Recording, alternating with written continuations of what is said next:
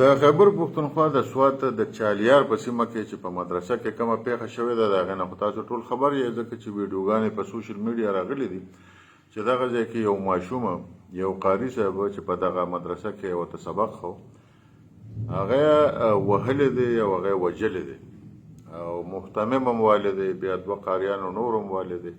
او په والو کې وجلی دی. دا زمونږ د تعلیمي ادارو تقریبا هم دغه حال دی که نه که تاسو وګورئ او خصوصا زمونږ په مدرسو باندې خو هیڅ شیک نشته. خلک به وایي چې تاسو په یونیورسټو باندې یا تاسو په نورو ادارو باندې ولې اعتراض نه کوئ.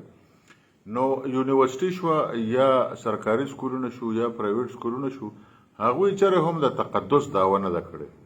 خو چې کومې دیني مدرسې دي مذهبي تعلیم پکې ورکول کېږي نو هغوی د یو تقدس دعوه لري چې دا ډېر مقدس ځای دی او په دې کې چې څوک سبق ووایي یا څوک سبق ښیي هغه ډېر مقدس خلک دي هغه ډېر پاک خلک دي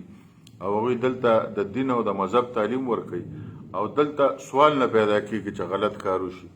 نو دا د خدای او د رسول نوم اخیستله او بیا د قرآن شریف په نوم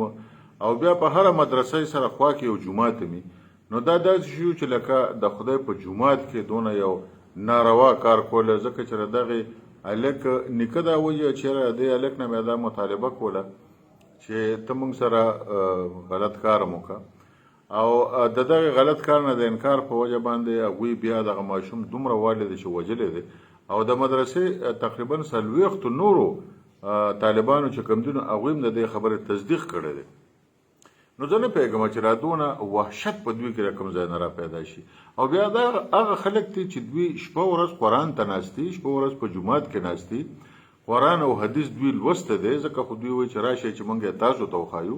نو لکه د داسې سړي نه به نور څه ګیله وکړي چې آیا د سبق نه دی ویلی آیا دی د قرآن نه دی خبر آیا دی د دین نه دی خبر آیا دی د حدیث نه دی خبر. د دې خو دا مطلب دی چې خطې خبر دی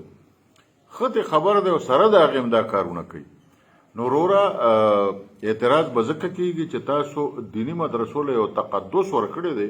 او وایي چې دا د اسلام قلاګانې دي نو د اسلام په قلاګانو کې دا کارونه کېږي لکه را تاسو چې کوئ دا په چالیار کې چې کومه مدرسه ده دا په کار دی چې بولډیزر په دې باندې وګرځئ او په دې کې چې را څونه کسان دي چې دا سبقونه پکې ښیي دا په کار دی چې ګرفتار شي او همدغه ځای کې د خوازخیلې په دې چوک کې زوړن کړي نو دوی ته بیا دا پته ولګي چې تاسو د خدای په نومو د رسول په نومو د قرآن شریف په نومو د مدرسې په نومو او د جومات په نومو کم ناروا کارونه راغشتي دي نو دا کم از کم د انسانیت